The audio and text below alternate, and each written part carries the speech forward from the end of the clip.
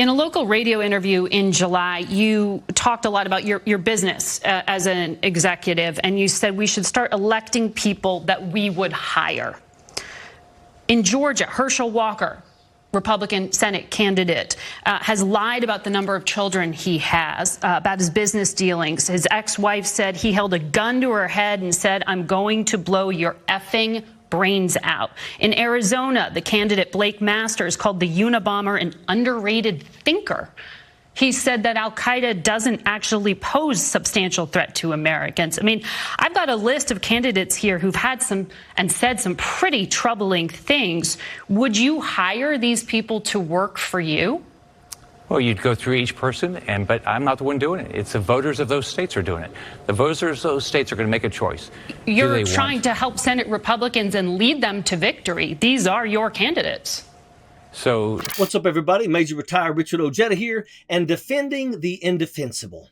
That's the campaign all these low-life Republican candidates are having to run this election cycle. Just look at Rick Scott's squirm in this clip. He said earlier you should vote for people you would personally hire. And when the interviewer asked Scott if he would hire lunatic Herschel Walker or insane Blake Masters, Scott had to avoid answering at all costs. The voters in Arizona choose who they're going to vote, and what they're going to choose is they're going to choose between Blake Masters and Mark Kelly. Mark Kelly has voted to keep the border open. He has never voted for border security.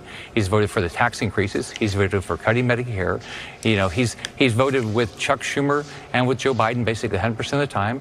Warnock's got the same problem. This election is going to be about Joe Biden. Nobody would want to be in the same room as these raving maniacs, let alone hire them, even to scoop up dog excrement, let alone elect them to the United States Senate. It's total madness. That's what people are looking at. But these are your Senate Republican candidates. These are your candidates. And the voters of each of these states, the voters of these states are going to decide if they're going to hire. Now, I get to vote. I get to vote in Florida, and that's how I think about it. But the voters in those states will choose in those states who they want, and it's a choice between two people.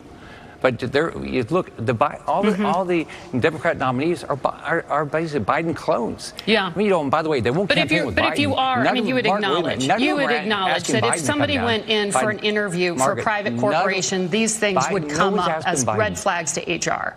But Rick doesn't have the spine to say nobody should vote for them. He wants them to win. He wants them to win knowing that they are the worst things for America. He wants them to win because he doesn't care if our very democracy dies, so long as he's in charge of whatever's left in the dust. For Rick Scott and Republicans, it's better to rule in hell than serve in heaven.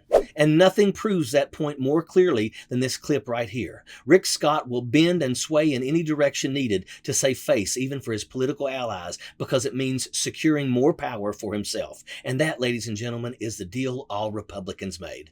If you are a Republican, the only thing that matters in all of your life is the number of digits following the dollar sign on a contract, any contract. They'll sign on the dotted line to sell out America, kill democracy, or human life itself if it means good short-term returns.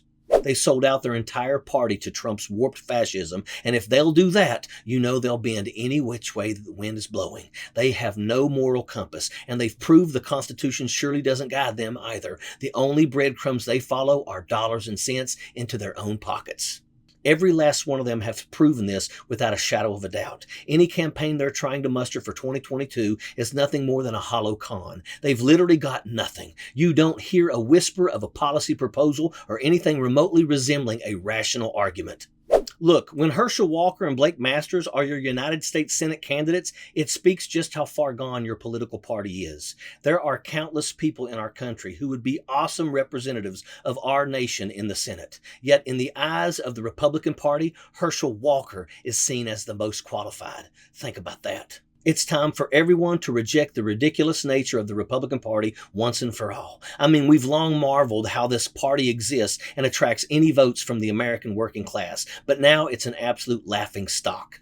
People like Blake Masters and Herschel Walker should literally field about 1% of the popular vote in any just world. The only possible reason anyone would vote for these hacks is if you've been completely brainwashed by your political party, or you're a member of that party looking to ride America's destruction on your own petty power trip. And that's a fact. Sappers clear the way, airborne all the way.